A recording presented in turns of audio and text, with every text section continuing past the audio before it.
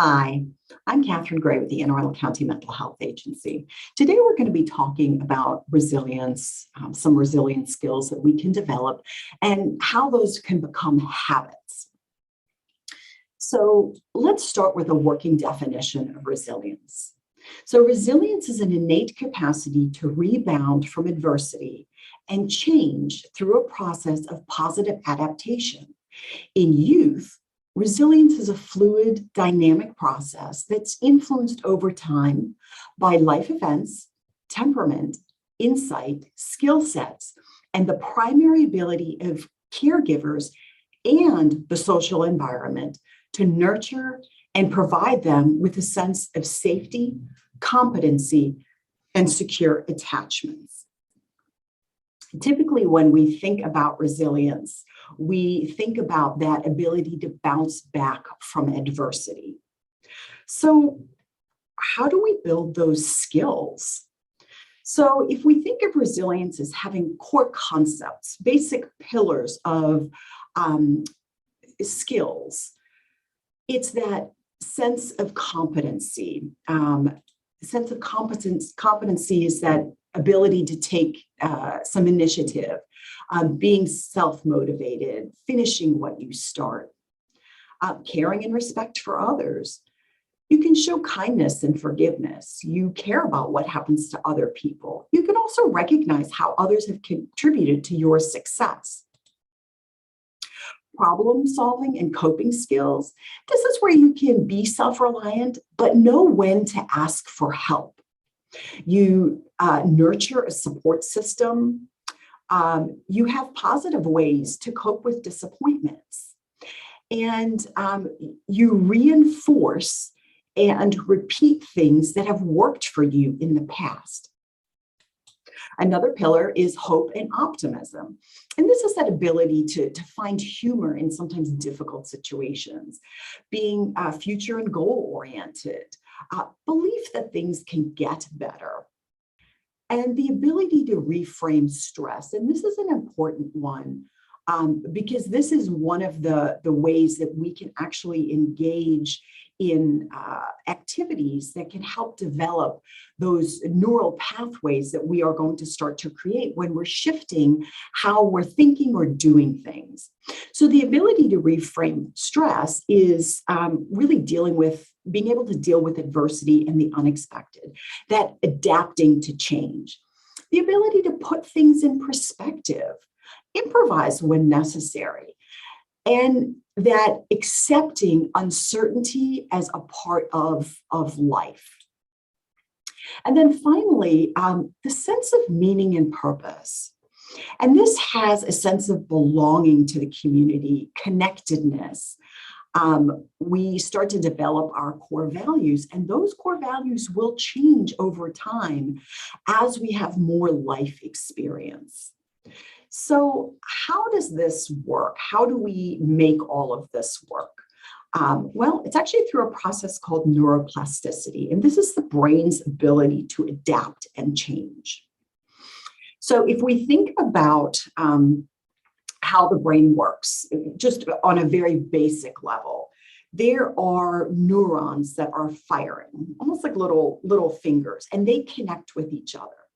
So every time we form a memory, we have an idea, we try something new, we're actually starting to create new neural pathways in the brain. And the brain starts to subtly change the more we use those pathways. Brain, just like every other muscle in the body, the more you use it, the stronger it gets. If you think about maybe an athlete or a musician or an artist, they weren't born with those particular skill sets. Those are things they developed over time through practice and repetition. And we can do the same thing with creating shifts in our thought patterns, maybe going from a very fixed mindset to a growth mindset. And a fixed mindset is sort of that idea that skills, intellect, talents are all set and unchangeable. No matter what I do, nothing's going to change them. And then a growth mindset is the belief that those skills, intellect, and talents can be developed through practice and perseverance. So that's where that practice, you keep trying something until your neural pathways are fully developed. So how does it become habit or second nature? Well, pathways of neurons fire over and over again to the point that they almost fire automatically without input.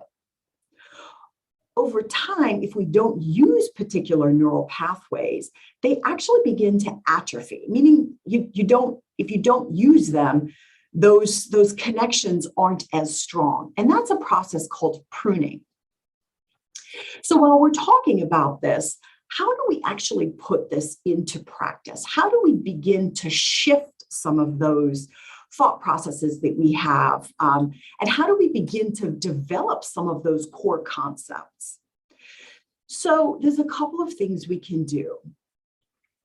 It starts with some simple things. Remembering your good deeds. Give yourself credit for what you do every day. Forgive yourself. We all make mistakes. Learn from what went wrong and move on. Spend more time with friends, creating that support system, nurturing that support system. Explore your beliefs about the meaning and purpose of life. Think about how to guide your life by the principles that are important to you. And remember, those will change over time. Another one is just developing healthy habits.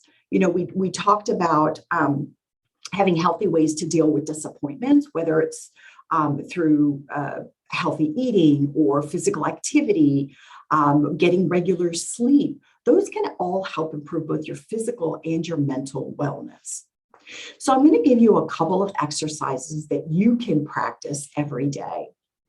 And remember, the more we practice these things, the more we are able to shift how we think and what our behaviors are. So we're going to start with a daily gratitude exercise.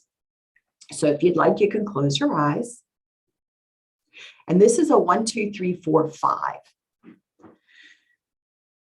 One thing that you're grateful for. Think of 2 people that you're grateful for. Think of 3 hard lessons that you've learned. Think of 4 of your fondest memories. And finally, think of 5 things that bring you joy. This is something you can do daily, either at the beginning or the end of your day. There's another exercise you can do, and this is actually one I do at night.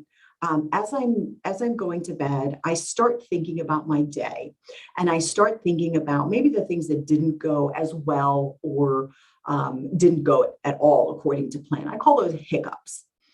I think about my hiccups during the day, and I look at, well, what was that silver lining? What was the one thing that I can take from this and apply to other things? And the more you do these little exercises, and again, through patience, practice, and repetition, these things become almost automatic. And that's because your neural pathways are making those connections. So if you try to do it at the same time every day, or at least doing it every day, whether it's morning or evening, those are things that can really, really help create those neural pathways. I hope you've learned something. Thank you.